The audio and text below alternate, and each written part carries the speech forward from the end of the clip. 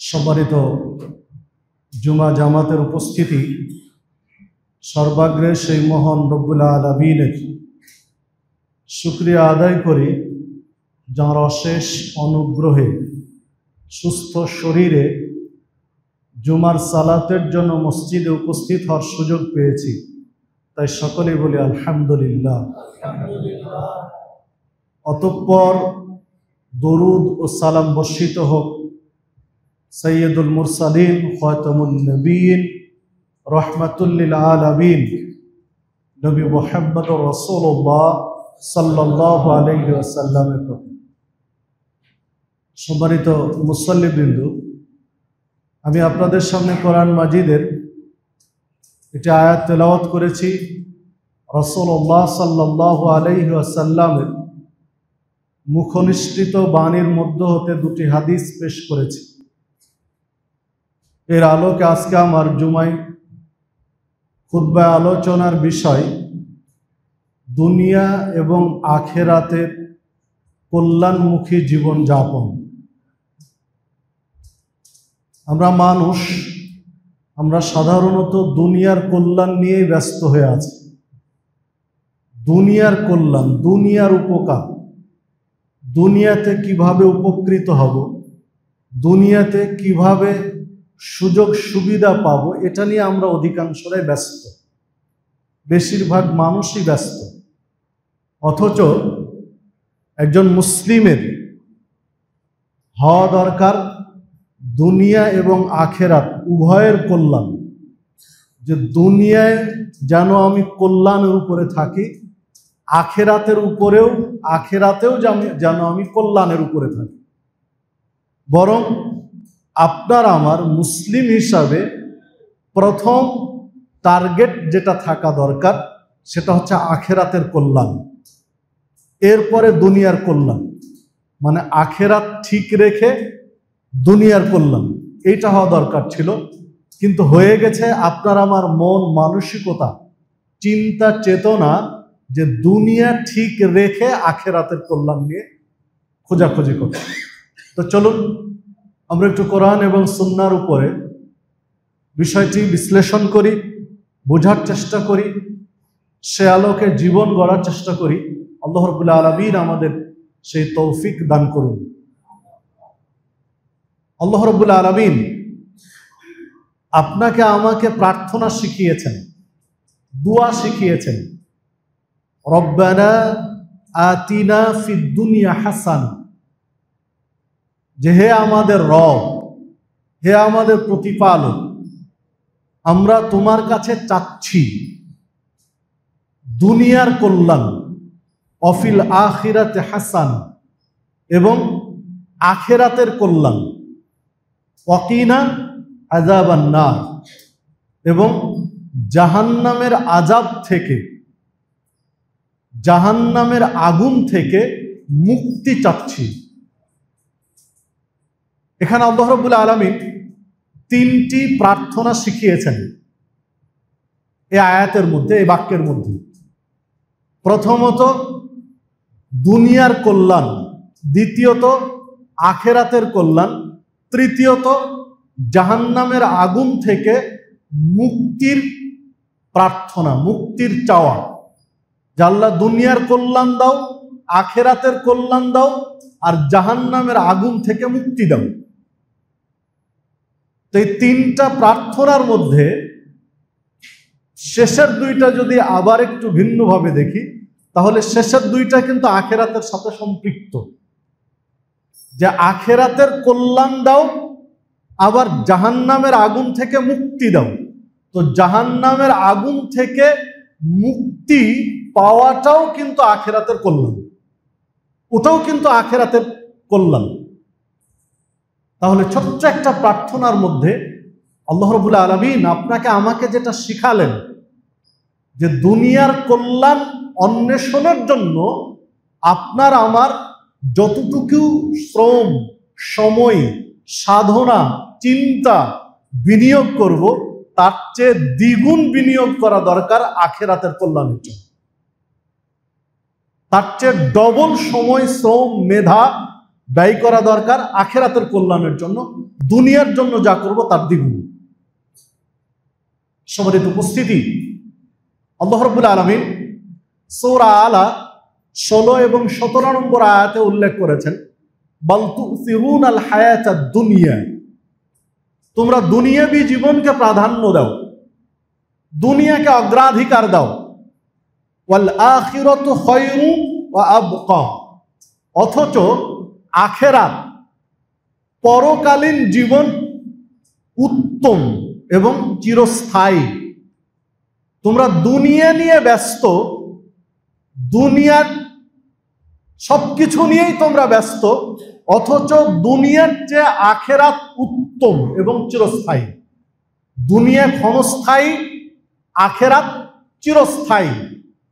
দুনিয়ার চেয়ে আখিরাত অনেক মূল্যবান। সম্মানিত উপস্থিতি, এই দুইটি আয়াতের মধ্যেও যদি আমি একটু খেয়াল করি, তাহলে দেখেন যে দুনিয়ার বিষয়ে একটা কথা বললেন, আখিরাতের বিষয়ে দুইটা কথা বললেন। দুনিয়ার একটা দিক তুলে ধরলেন, আল্লাহ রাব্বুল আলামিন আখিরাতের দুইটা দিক তুলে ধরলেন। মানে তোমরা দুনিয়া নিয়ে ব্যস্ত, অথচ আখিরাত দুনিয়ার চেয়ে উত্তম, এক। দ্বিতীয়ত, আখিরাত চিরস্থায়ী। দুনিয়ার চেয়ে বেশি সময় আখিরাতের। এই আয়াতের মধ্যে, এই বাক্যের মধ্যে আল্লাহ রাব্বুল আলামিন আপনার আমার চিন্তা চেতনায় যে ছোট্ট একটি বিষয় দিয়েছেন, ভাবার সুযোগ দিয়েছেন যে দুনিয়ার চেয়ে আখিরাত অগ্রাধিকার যোগ্য, দুনিয়ার চেয়ে আখিরাত নিয়েই বেশি ভাবা উচিত। এই বিষয়টি আয়াতের মধ্যেও ফুটে ওঠে।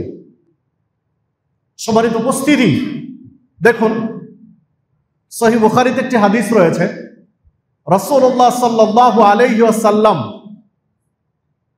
পরিখা খননের সময় একটা পর্যায়ে, খন্দকের যুদ্ধের একটা পর্যায়ে সাহাবীদেরকে উৎসাহ প্রেরণা যোগানোর জন্য বেশ কিছু নসিহা পেশ করেছিলেন। তার একটা পর্যায়ে তিনি বলেছিলেন, আল্লাহুম্মা লা আইশা ইল্লা আইশুল আখিরা, যে আল্লাহ, দুনিয়ার নয় আখিরাতের জীবনই মৌলিক জীবন। দুনিয়ার জীবন নয়, আখিরাতের জীবনই মূল জীবন। মানে আখিরাতই মূল একজন মুমিনের জন্য, আখিরাতটাই প্রাধান্যযোগ্য একজন মুমিনের জন্য। তো আখিরাতকে প্রাধান্য আপনাকে আমাকে দিতে হবে। আখিরাতকে কিভাবে প্রাধান্য দিতে পারি, পরকালকে কিভাবে আমি মূল্যায়ন করতে পারি, পরকাল ঠিক রেখে দুনিয়া, তো পরকাল কিভাবে ঠিক রাখতে পারি। পরকাল ঠিক রাখার জন্য আপনার আমার সবচেয়ে গুরুত্বপূর্ণ যেটি দিক, সেটি হলো ঈমান ঠিক রাখা। ঈমান ঠিক রাখা এটা সবচেয়ে জরুরি বিষয়। কেননা মুমিন ব্যতীত, ঈমানদার ব্যতীত কেউ জান্নাতে যাওয়ার সুযোগ পাবে না। জান্নাতে যাওয়ার জন্য সর্বপ্রথম যে বিষয়টি প্রয়োজন, সেটি হলো আপনার আমার ঈমান। রাসূলুল্লাহ সাল্লাল্লাহু আলাইহি ওয়াসাল্লামকে একজন সাহাবী জিজ্ঞাসা করলেন যে আপনি আমাকে এমন একটি বিষয়ে নসিহত করুন, এমন একটি বিষয় উপদেশ দিন যে বিষয়ে আর কারো কাছে জিজ্ঞাসা করা না লাগে, কোনো ব্যক্তির কাছে যেন আর এই বিষয়ে জানতে প্রয়োজন না হয়, জানার প্রয়োজন না পড়ে, এইরকম একটি বিষয় আমাকে নসিহত করুন। রাসূলুল্লাহ সাল্লাল্লাহু আলাইহি ওয়াসাল্লাম ওই সাহাবীকে বললেন, কুল, তুমি বলো আমানতু বিল্লাহ, আমি আল্লাহর উপরে ঈমান আনলাম, ফাস্তাকিম, এরপরে এর উপরে অটল থাকো, সুদৃঢ় থাকো। সহিহ মুসলিমের মধ্যে হাদিসটি রয়েছে, 168 নম্বর হাদিস। তো রাসূলুল্লাহ সাল্লাল্লাহু আলাইহি ওয়াসাল্লামকে সাহাবী জিজ্ঞাসা করলেন যে একটি গুরুত্বপূর্ণ নসিহত করুন, অর্থবহ একটি নসিহত করুন, জীবনে কার্যকর একটি নসিহত করুন, যে বিষয়ে আর কারো কাছে আমার জানার প্রয়োজন যেন না পড়ে।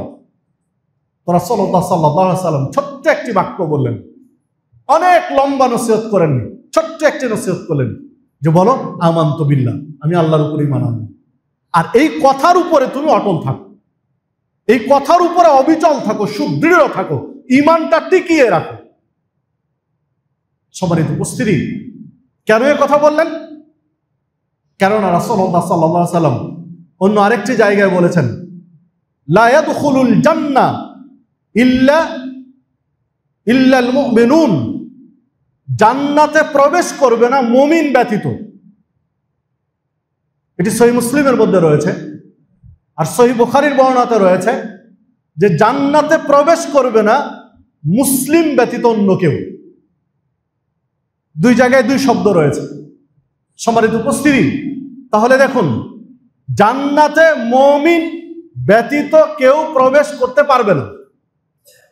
তাহলে জান্নাতে যেতে চাইলে প্রথম যে বিষয়টি প্রয়োজন সেটা হলো ঈমান। ঈমানের উপর আপনাকে আমাকে সুদৃঢ় থাকতে হবে।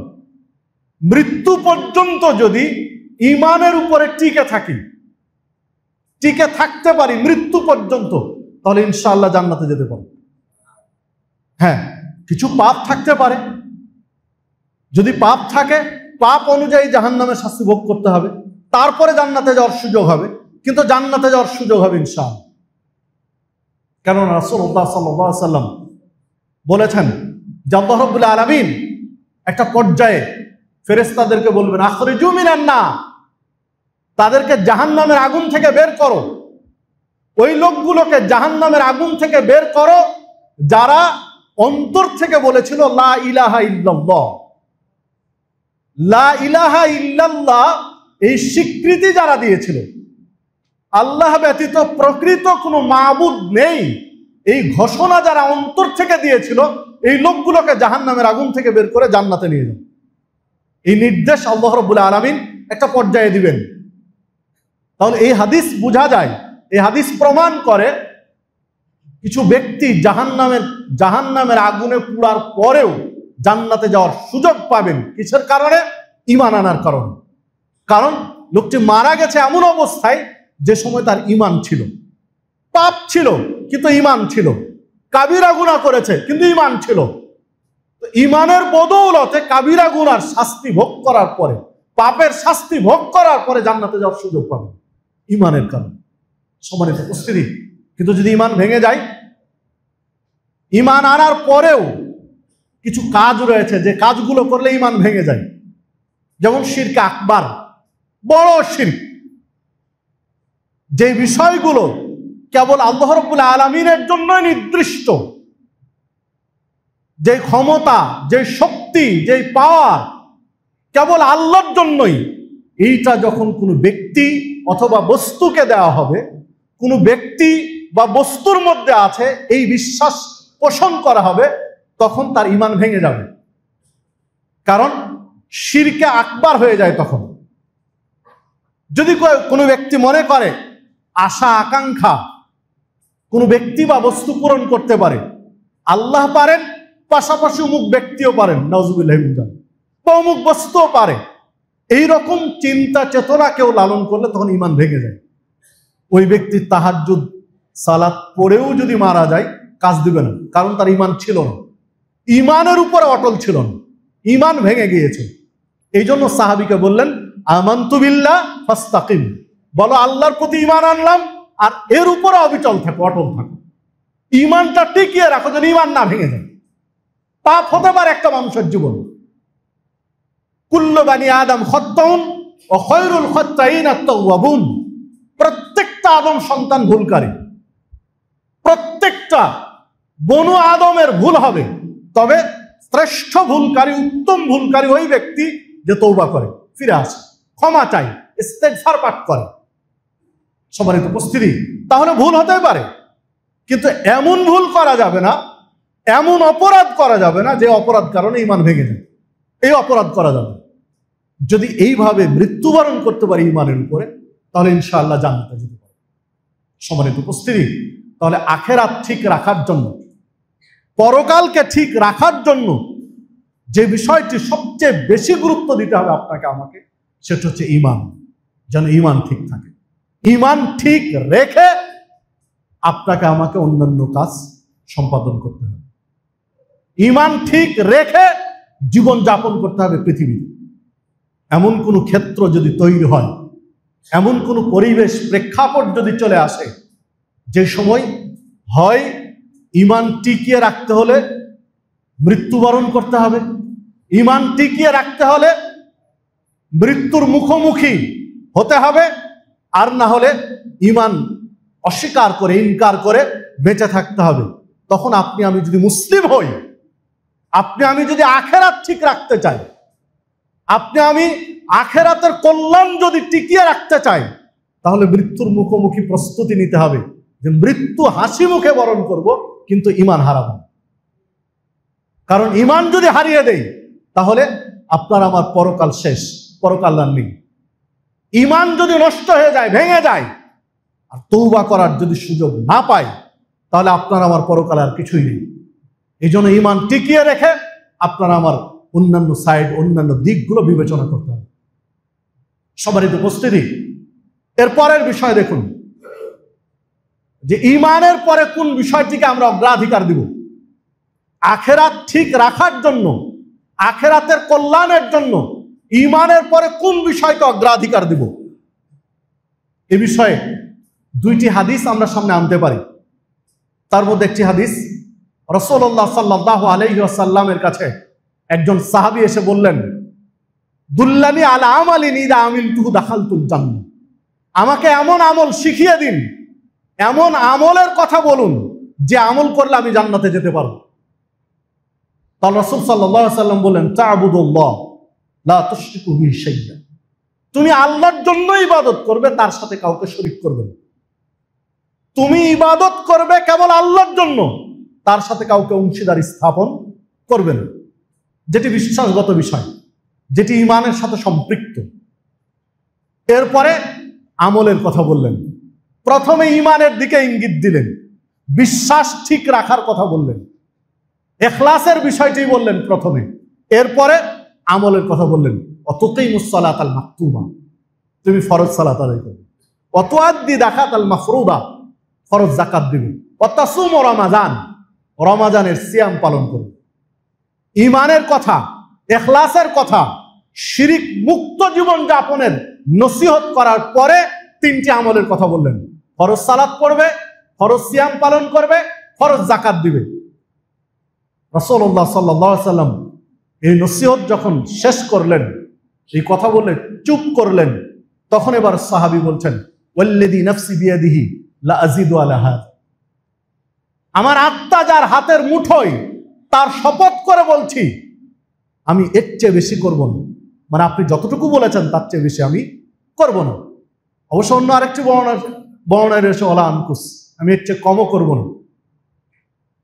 ফালাম্মা ওয়াল্লা, যখন লোকটি চলে গেল, ক্বালা নবী সাল্লাল্লাহু আলাইহি ওয়াসাল্লাম, তখন রাসূলুল্লাহ সাল্লাল্লাহু আলাইহি ওয়াসাল্লাম বললেন, মান সাররাহু আন ইয়ানদুরা ইলা আহলিল জান্নাহ, তোমরা যদি কোনো জান্নাতি ব্যক্তিকে দেখে আনন্দিত হতে চাও, ফালিয়ানদুর ইলা হাযা, ওই লোকটাকে দেখো যে লোকটা চলে গেল। সুবহানাল্লাহ। যে হাদিস সহিহ বুখারীর মধ্যে বর্ণিত হয়েছে, 1397 নম্বর হাদিস, সহিহ মুসলিমেও রয়েছে, অন্যান্য গ্রন্থও রয়েছে। তাহলে দেখুন, জান্নাতে যাওয়ার জন্য 4টি নসিহত করলেন। তার 1 নম্বরে করলেন ঈমান, ইখলাসের বিষয়, 2 নম্বরে সালাত, তারপরে যাকাত, এরপরে সিয়ামের কথা বললেন। এই হাদিসে হজ্জের কথা নেই। এর কয়েকটি কারণ হতে পারে, মুহাদ্দিসগণ যে ব্যাখ্যা দিয়েছেন তার মধ্যে বলেছেন যে হতে পারে তখন হজ্জের বিধান নাজিল হয়নি, হতে পারে ওই সাহাবী দরিদ্র ছিলেন, যার কারণে তার উপর হজ ফরজ ছিল না, এই জন্য হজ্জের কথা তাকে বলেননি। যে কোনো কারণ হতে পারে, আল্লাহু আ'লাম। সবারই তো উপস্থিতি যে কথা বলছিলাম, তাহলে ঈমানের পরে যে বিষয়টি আপনাকে আমাকে গুরুত্ব দিতে হবে সেইটি হচ্ছে সালাত, ফরজ সালাত। কোনো কারণে সুন্নাত নফল যদি পড়ার সুযোগ না হয়, সময়ের সাথে কুলিয়ে উঠতে না পারে, ফরজের সাথে কোনো আপোষ নেই। ফরজ ছেড়ে দেওয়ার বিষয়ে কোনো আপোষ নেই। ফরজ সালাত ছেড়ে দেওয়া যাবে, ফরজ সালাত পড়তেই হবে। ঠিক রাসূলুল্লাহ সাল্লাল্লাহু আলাইহি ওয়াসাল্লামকে আরেক সাহাবী বলেছিলেন, ইদা সাল্লাইতু সালাওয়াতুল মাকতুবা, রাসূল সাল্লাল্লাহু আলাইহি ওয়াসাল্লাম, আমি যদি ফরজ সালাত আদায় করি, সুমতু রমাদান, রমাজানের সিয়াম পালন করি, ওয়া হালালতুল হালালা ওয়া হারামতুল হারাম, যা আল্লাহ হালাল করেছেন সেটা মেনে চলি, যা হারাম করেছেন তা বর্জন করি। চারটা কথা বলেছেন এখানে। সাহাবী বললেন যে আমি ফরজ সালাতগুলো যদি আদায় করি, ফরজ সিয়াম যদি আমি পালন করি, আল্লাহ যেগুলো হালাল করেছেন সেটা আমি মেনে চলি, যেগুলো হারাম করেছেন সেটা আমি পরিত্যাগ করি, বর্জন করি। এর চেয়ে বেশি কিছু যদি আমি না করি, আদখুলুল জান্নাহ, তাহলে কি আমি জান্নাতে প্রবেশ করতে পারবো? ক্বালা নাম। আল্লাহ রাসূল সাল্লাল্লাহু আলাইহি ওয়াসাল্লাম বললেন, হ্যাঁ, তুমি জান্নাতে প্রবেশ করতে পারবে। সুবহানাল্লাহ। সম্মানিত উপস্থিতি, তাহলে দেখুন, জান্নাতে যাওয়ার জন্য, আখিরাত ঠিক রাখার জন্য, পরকাল সফল করার জন্য মৌলিক দুইটি হাদিস যদি আমি পাশাপাশি রাখি, তাহলে দুইটি হাদিসের মূল বিষয়টি কিন্তু চলে এসেছে। ফরজ সালাত, ঈমান, সেটা তো আবশ্যিক, ওটা তো মূল। একজন মুসলিমের জীবনে সবচেয়ে গুরুত্বপূর্ণ বিষয়। আপনার আমার জীবনে আল্লাহর যত অনুগ্রহ রয়েছে, আপনার আমার জীবনে আল্লাহর যত দয়া রয়েছে, আল্লাহর যত নিয়ামত রয়েছে, তার মধ্যে সবচেয়ে বড় নিয়ামত আমার জীবনে আল্লাহ আমাকে ঈমান আনার সুযোগ দিয়েছে। আলহামদুলিল্লাহ। আপনাকে আমাকে ঈমান আনার সুযোগ দিয়েছেন, এটা সবচেয়ে বড় নিয়ামত আল্লাহ রাব্বুল আলামিন। যদি ঈমান না আনতাম, তাহলে আপনি আমি আজকে এই মসজিদে আসতাম না। আপনার আমার অবস্থাও একেবারে করুণ থেকে করুণ পর্যায়ে যেত যদি ঈমান না আনতাম। এটা আল্লাহ সবচেয়ে বড় মেহেরবান, আল্লাহ সবচেয়ে বড় দয়া। এখন এটা টিকিয়ে রাখতে হবে। তো ঈমান, এটা তো মূল, লাগবেই। এরপরে দ্বিতীয় যে বিষয়টি দরকার পরকাল ঠিক রাখার জন্য, সেটা হচ্ছে সালাত, অন্তত ফরজ সালাত। এরপরে যেটি দরকার সেটি হচ্ছে সিয়াম, অন্তত ফরজ সিয়াম। এরপরে যেটি দরকার এটি হচ্ছে যাকাত। এখানে একটা বিষয় দরকার, ঈমান, সালাত, সিয়াম, এই তিনটি বিষয়, এটা সকলের উপরে, নারী পুরুষ সকলের উপরে, ধনী গরিব সকলের উপরে। ঈমান, সালাত, সিয়াম, প্রাপ্তবয়স্ক সকলের উপরে এটি ফরজ। এই তিনটা ঠিক রাখতে হবে। যাকাতের ক্ষেত্রে এসে ব্যক্তি বিশেষ, সকলের উপরে নয়। যাদের নিসাব পরিমাণ সম্পদ আছে তাদের উপরে যাকাত। হজ্জের ক্ষেত্রে ব্যক্তি বিশেষ, সকলের উপরে নয়। যাদের নিসাব পরিমাণ, যাদের হজ করার সামর্থ্য রয়েছে তাদের উপরেই, কিন্তু এই তিনটি সবার উপরে। তাহলে এই তিনটি বিষয় আপনাকে আমাকে ঠিক রাখতে হবে। আখিরাত ঠিক রাখতে চাইলে ঈমান, সালাত, সিয়াম, এই তিনটি যেন ঠিক থাকে। এই তিনটি ঠিক রেখে এইবার চতুর্থ যে বিষয় আপনাকে আমাকে দেখতে হবে সকলের জন্য, সেটি হচ্ছে হালালটা মেনে চলা। পঞ্চম যেটি দেখতে হবে সেটি হচ্ছে হারামটা বর্জন করা। হালাল মেনে চলা, হারাম বর্জন করা, এই মৌলিক বিষয়গুলো যদি আপনি আমি খেয়াল করি, তাহলে ইনশাআল্লাহ আপনার আমার আখিরাত সফল, আপনার আমার পরকাল ঠিক থাকবে। যদি মৌলিক বিষয়গুলো ঠিক রাখতে পারি, তাহলে আপনি আমি পরকাল ঠিক রাখতে পারি। পরকালটা সাফল্য হবে আপনার আমার। আমরা অনেকেই মনে করি দুনিয়ার সফলতাই মূল সফলতা, দুনিয়ায় প্রতিষ্ঠিত হতে পারলেই আপনি আমি সফল। জি না, এই চিন্তা ভুল, এই চিন্তা একেবারেই ভুল। দুনিয়ার সফলতা প্রকৃত সফলতা নয়, আপনি যেই দিক দিয়ে বিশ্লেষণ করেন। দেখুন, একটা মানুষের জীবন বৃত্তান্ত যদি আপনি আমি খুঁজি, একটা মানুষ কত বছর বেঁচে আছে, কত বছর বাঁচার সুযোগ পায় আপনি আমি?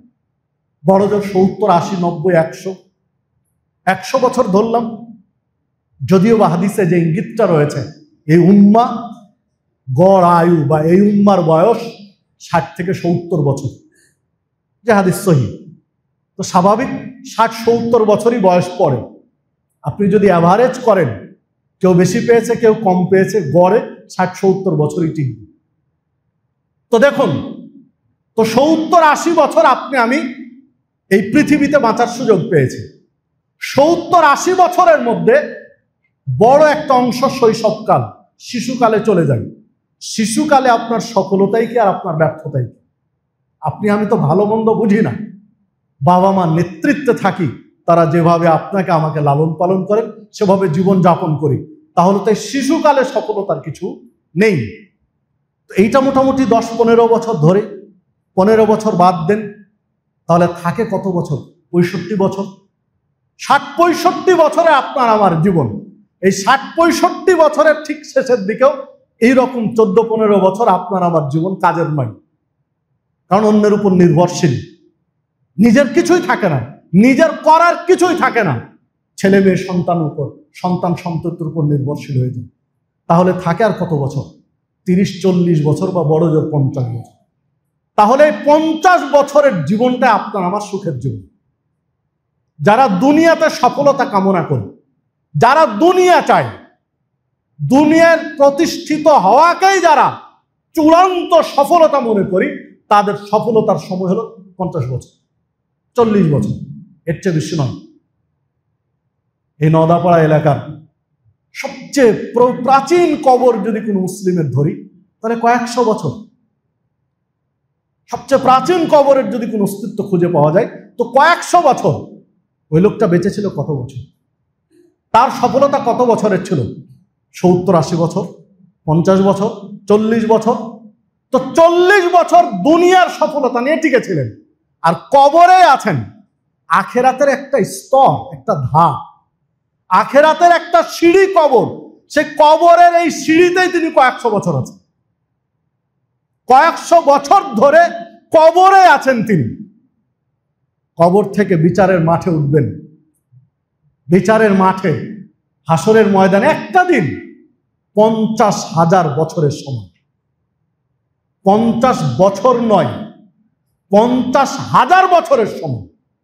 তাহলে বিচারের মাঠ একটা দিন যদি হয় 50,000 বছর, 50,000 বছরের সমান, তাহলে পৃথিবীর একটা মানুষের কত পিঢ়ি, কত পুরুষের জীবন লাগে আপনি চিন্তা করেন। তাহলে দুনিয়ার এই 40 বছর, 100 বছরের সফলতা আপনার আমার চূড়ান্ত, না আখেরাতের একটা স্তর, হাসরের মাঠে সফল থাকা, হাসরের মাঠে শান্তিতে থাকা, হাসরের মাঠে নিরাপদে থাকা, হাসরের মাঠে চিন্তা মুক্ত থাকা, এটাই বড় সফলতা। একটু চিন্তা করলেই পাই। এই যে 100 বছরের সফলতা খুঁজবেন, না 1000 বছর, 50,000 বছরের সফলতা খুঁজবেন? 100 বছরের শান্তিকে চূড়ান্ত সফলতা মনে করবেন, না 50,000 বছরের শান্তিকে সফলতা মনে করবেন? এটা একটু চিন্তা করা দরকার মুসলিম হিসেবে। কেন আল্লাহ রাব্বুল আলামিন আপনাকে আমাকে দোয়া শিখিয়ে দিলেন, রব্বানা আতিনা ফিদ দুনিয়া হাসানা ওয়া ফিল আখিরাতি হাসানা ওয়া কিনা আযাবান নার? কেন শিখিয়ে দিলেন? এই দোয়া তো প্রতিনিয়ত আপনি আমি পড়ি। একটু চিন্তা করে দেখেছি কি, একটু ভেবে দেখেছি কি, যে দুনিয়ার কল্যাণ নিয়ে আপনি আমি যত চিন্তা ফিকির করি, যত হিসাব নিকাশ করি, একটা ব্যবসা স্টার্ট করতে গেলে কতবার ভাবি, তার হিসাব নেই, যে কোন পথে কিভাবে কোত্থেকে মাল কিনলে আপনার আমার ব্যবসা ভালো হবে। কত চিন্তা ফিকির করি, কত জনের কাছে যাই, কত জনের পরামর্শ নেই, কত অভিজ্ঞতা বিনিয়োগ করি। কেন? ব্যবসায় সফলতা হবে, ব্যবসায় সফলতা হবে। কৃষি ক্ষেত খামার করলে সেখানেও কত চিন্তা ফিকির করি, অভিজ্ঞদের পরামর্শ নেই, এখানে ওখানে ছুটি, অন্য বছরের ব্যর্থতাকে চিন্তা করে আবার সফলতা নিয়ে আসার চেষ্টা করি। কেন? আপনার আমার ক্ষেত খামারে, এই কৃষি ক্ষেত খামারে সফলতা দরকার। চাকরি বাকরি সফলতা দরকার। একটা চাকরি পাওয়ার জন্য আপনার আমার কত চিন্তা বিনিয়োগ করা লাগে, কত হিসাব নিকাশ করা লাগে, কত জনের কাছে যাওয়া লাগে, দিয়ে টিকিয়ে রাখি সবার উপস্থিতি। আখেরাতকে নিয়ে আপনি আমি এত চিন্তা ভাবনা করেছি কি? আখেরাতকে নিয়ে আপনি আমি এত ভাবনা ভেবেছি কি? একটা চাকরির জন্য আপনি এত সময় ব্যয় করেছেন, একটা ব্যবসার জন্য আপনি এত সময় ব্যয় করেছেন, একটা কৃষি ক্ষেত খামার জন্য আপনি এত সময় ব্যয় করেছেন। কত বছরের সফলতার জন্য, কত বছরের আনন্দের জন্য? বড় জোর 100 বছর। কিন্তু আখেরাত এক একটা ধাপ, এক একটা স্তর, হাজার হাজার বছর। নবী মুহাম্মদুর রাসূলুল্লাহ সাল্লাল্লাহু আলাইহি ওয়াসাল্লাম পৃথিবীতে বেঁচে ছিলেন 63 বছর, কবরে আছেন ১৫০০ বছর থেকে। সাহাবায়ে কেরাম পৃথিবীতে বেঁচেছিলেন কত বছর? ১০০ বছরের মধ্যে। কবরে আছেন ১০০০ বছর, ১৫০০ বছর থেকে। আপনি আমিও বিদায় নেব। এরপর হাসরের মাঠ, পুলসেরাত, জান্নাত বা জাহান্নাম, এক একটা স্তর হাজার হাজার বছর। আপনি কোনটা নিয়ে বেশি ভাববেন? কোনটা আপনার আমার ভাবা উচিত? মুসলিম হিসাবে আমি এই জিনিসটা আপনার কাছে তুলে ধরতে চাচ্ছি। সবার একটু উপস্থিতি। আল্লাহ রাব্বুল আলামিন সূরা আলে ইমরানের মধ্যে বলছেন, ফামান যুহজিহা আনিন নার ওয়া উদখিলাল জান্নাহ। যে ব্যক্তিকে আল্লাহ রাব্বুল আলামিন জাহান্নাম থেকে নিষ্কৃতি দিলেন, মুক্তি দিলেন এবং জান্নাতে প্রবেশের সুযোগ দিলেন, জাহান্নাম থেকে মুক্ত করে জান্নাতে যাওয়ার সুযোগ দিলেন, ফাকাদ ফাজ, ওই ব্যক্তি সফল, ওই ব্যক্তি প্রতিষ্ঠিত। যাকে জাহান্নাম থেকে মুক্তি দিয়ে জান্নাতে যাওয়ার সুযোগ দিলেন, ওই ব্যক্তির জীবনটাই সাফল্যময় জীবন। অমাল হায়াতুদ দুনিয়া ইল্লা মাতাউল গুরুর। এই দুনিয়াবী জীবন ছল চাতুরি ছাড়া আর কিছুই নয়। এটা আল্লাহ রাব্বুল আলামিন বলছেন।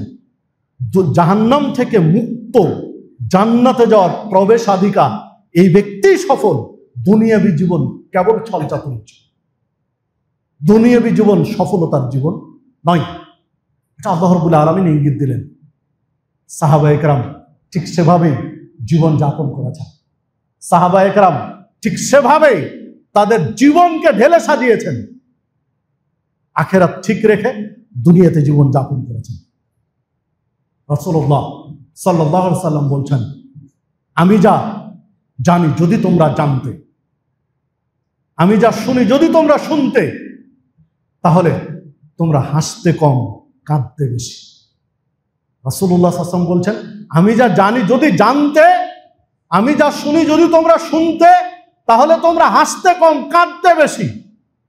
এমনকি স্ত্রীর কাছে একটু আনন্দ পাওয়ার জন্য রাত্রে বিছানায় যেতে না, তোমরা লোকালয় ছেড়ে নির্জনে গিয়ে শুধু কাঁদতে, আখিরাতের কথা চিন্তা। যেটা ইবনে মাজার মধ্যে হাদিসটি রয়েছে, 4100 নম্বর হাদিস। সম্মানিত উপস্থিতি, তাহলে দেখুন 4110 নম্বর হাদিস।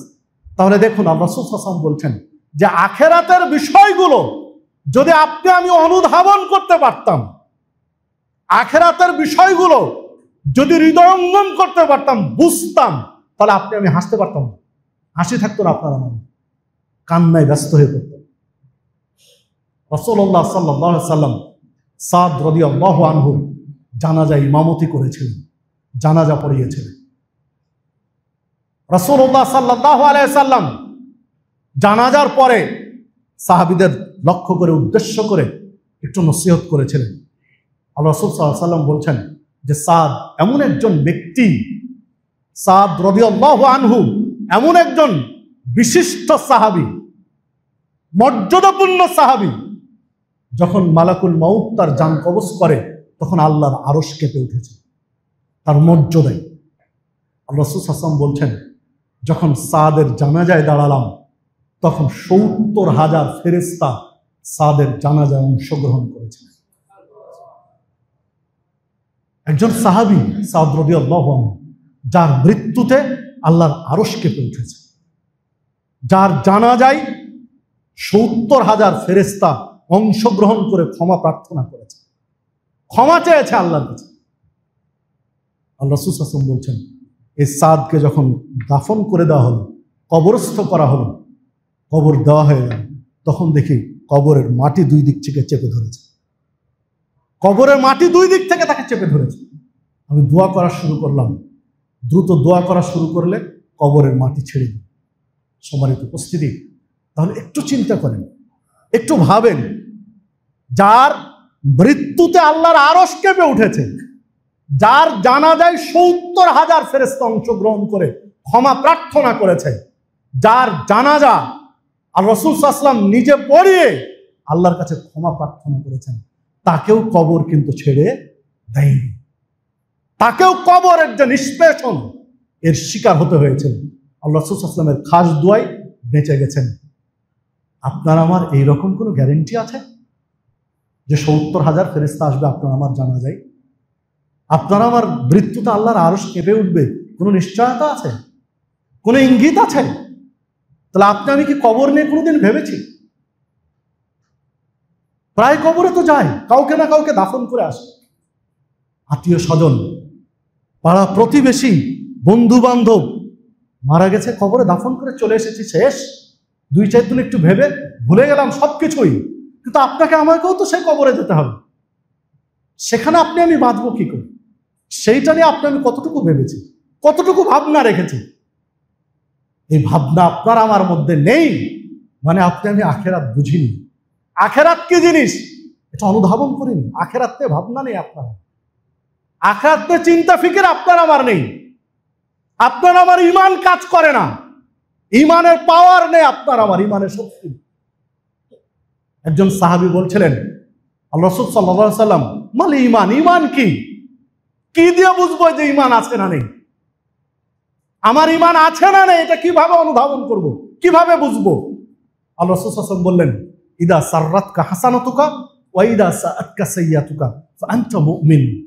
যদি পাপের কাজ, খারাপ কাজ, গুনাহের কাজ তোমার অন্তরে কষ্ট দেয় আর নেকির কাজে তুমি প্রশান্তি লাভ করো, তাহলে ফাআনতা মুমিন, তুমি ঈমানদার। যে হাদিস মুসনাদ আহমদের মধ্যে এসেছে, 22,220 নম্বর হাদিস, শেখ আলবানী হাদিসের সানাদকে সহিহ বলে উল্লেখ করেছেন। তাহলে দেখুন, যদি পাপের কাজ, গুনাহের কাজ কষ্ট লাগে, হয়ে গেলে অন্তরে যন্ত্রণা হয়, অন্তরে কষ্ট লাগে, নেকির কাজ পেলে করলে একটু ফুর্তি লাগে, আনন্দ লাগে, তাহলে আপনার আমার ঈমান আছে, ঈমান কাজ করে, ঈমানে পাওয়ার আছে, শক্তি আছে। দিব্যি সুদ খাচ্ছি, ঘুষ খাচ্ছি, বিড়ি সিগারেট জর্দাগুল সেবন করছি, হারাম খাচ্ছি, গান বাজনার সাথে লেগে আছি, জেনা ব্যভিচারকে পাপ মনে হয় না, পর্দাপুশিদার বালাই নেই, হারাম খাচ্ছি না, হালাল খাচ্ছি ভাবি না, তোয়াক্কা করি না, তাহলে আপনার ঈমান কি কাজ করে? মনে হয় হাদিস দিয়ে আপনারা আমার ঈমানের তেজ, পাওয়ার, শক্তি আছে, এটা কি মনে হয়, প্রমাণ হয় হাদিস দিয়ে? তাহলে আখেরাতকে নিয়ে কি ভাববেন? আখেরাত কি করবেন? আখেরাত পাড়ি দিবেন কি করে? সম্মানিত উপস্থিতি, একটু ভেবে চিনতে আপনাকে আমাকে আগাতে হবে। ঈমান নবায়ন করতে হবে, ঈমানকে শক্তিশালী করতে হবে, নেকির কাজ বাড়াতে হবে, যে কাজগুলোতে ঈমান বাড়ে সেই কাজগুলো বৃদ্ধি করতে হবে। ঈমান বাড়ে কিভাবে? আল্লাহ রাব্বুল আলামিন সম্পর্কে সঠিক জ্ঞান লাভের মাধ্যমে ঈমান বাড়ে। রব সম্পর্কে যার সঠিক জ্ঞান যত বেশি, তার ঈমান তত বাড়বে। আল্লাহ সম্পর্কে যার জানা যত বেশি থাকবে, তার জ্ঞান তত বাড়বে। দ্বিতীয়ত, আমলে সালেহ, সৎ আমলের মাধ্যমে, আমলে সালেহ যে যত বেশি করবে তার ঈমান তত বাড়তে থাকবে। আমলে সালেহ বাড়াতে হবে। মসজিদের সাথে সম্পর্ক আপনার আমার বাড়াতে হবে, পরকাল ঠিক রাখার জন্য, দুনিয়া এবং পরকাল দুটাই ঠিক রাখার জন্য মসজিদের সাথে সম্পর্ক বাড়াতে হবে।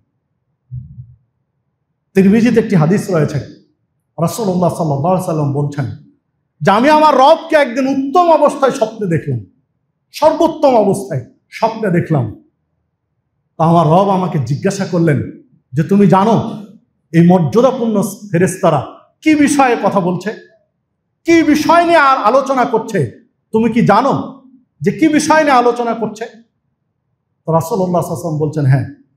আমি বললাম, যারা একটা বিষয় নিয়ে আলোচনা করছেন, সে বিষয়টা হলো যে ব্যক্তি পায়ে হেঁটে মসজিদে আসবে, অজু করবে, সুন্দরভাবে অজু করবে কষ্টের সঙ্গে, এবং সালাতের পরে মসজিদে অবস্থান করবে, সালাত শেষ হলে মসজিদে কিছুক্ষণ অবস্থান করে তাসবিহ তাহলিল পাঠ করবে। তাড়াহুড়া করে যাবে না, তাড়াহুড়া করে মসজিদ থেকে বের হবে, একটু অবস্থান করবে মসজিদে। এই ব্যক্তিদের ফজিলত যে যতদিন তারা বেঁচে থাকবে কল্যাণের উপরে বেঁচে থাকবে, যখন তাদের মৃত্যু হবে তখন কল্যাণের উপরে মৃত্যু হবে।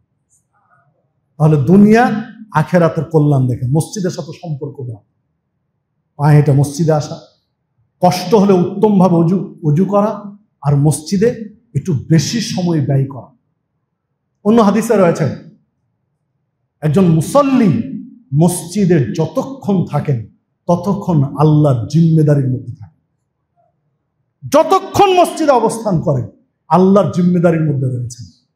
পাশাপাশি আরেকটি হাদিসে রয়েছে যতক্ষণ মসজিদে অবস্থান করেন ততক্ষণ ফেরেশতারা তার জন্য ক্ষমা প্রার্থনা করতে থাকে। তাহলে মসজিদের সাথে আপনার আমার কানেকশন বাড়াতে হবে। অন্য হাদিসে এসেছে আরশের ছায়াতলে জায়গা পাবে কোন ব্যক্তি? যেই ব্যক্তি অন্তরটা মসজিদের সাথে ঝুলে আছে, সালাত পড়ে বের হয়ে আবার কখন মসজিদে আসবে এটাই সবসময় অন্তরে গাইছে, অন্তরে এটাই জল্পনা কল্পনা করছে, এই ব্যক্তিকে আল্লাহ আরশের ছায়াতলে যায়। সম্মানিত উপস্থিতি, আসুন আমরা মসজিদের সাথে সম্পর্ক বাড়াই। তাবারানী মুজামুল আওসাতের মধ্যে একটি হাদিস রয়েছে, রাসূলুল্লাহ সাল্লাল্লাহু আলাইহি ওয়াসাল্লাম বলেছেন, যে ব্যক্তি মসজিদের সাথে সম্পর্ক বেশি, সালাত পড়ে, মসজিদকে ভালোবাসে, মসজিদে দান সাদাকা করে, মসজিদের সাথে গভীর সম্পর্ক, ওই ব্যক্তির পায়ের কাছ দিয়ে আযাবের ফেরেশতা কবরে ঢুকতে পারবে না, প্রবেশ করতে পারবে না। মসজিদ বাধা প্রদান করবে, আযাবের ফেরেশতাকে পিছন পায়ের কাছ দিয়ে ঢুকতে দিবে না, কারণ মসজিদের সাথে সম্পর্ক রয়েছে। আসুন আমরা আখেরাত মুখী জীবন যাপন করি, আমরা আখেরাত নিয়ে একটু চিন্তা করি, আখেরাত ঠিক রেখে দুনিয়াবী জীবন যাপন করি। দুনিয়ার যেগুলো কল্যাণ আপনি অর্জন করেন ইসলাম নিষেধ করেন, দুনিয়ার কল্যাণ অর্জন করতে ইসলাম আপনাকে নিষেধ করেন, কিন্তু আখেরাত ঠিক রেখে। আল্লাহ রাব্বুল আলামিন আমাদের সকলকে সেই তৌফিক দান করুন। আল্লাহ রাব্বুল আলামিন আপনাকে আমাকে ঈমানের উপর টিকে থাকার তৌফিক দান। আল্লাহ রাব্বুল আলামিন আপনাকে আমাকে সিরাতে মুস্তাকিমের পথিক হিসাবে কবুল করে নিন। আল্লাহ রাব্বুল আলামিন আপনাকে আমাকে জান্নাতি ব্যক্তিদের তালিকায় অন্তর্ভুক্ত করে নিন। আমিন। আকুলু কওলি হাযা আস্তাগফিরুল্লাহ।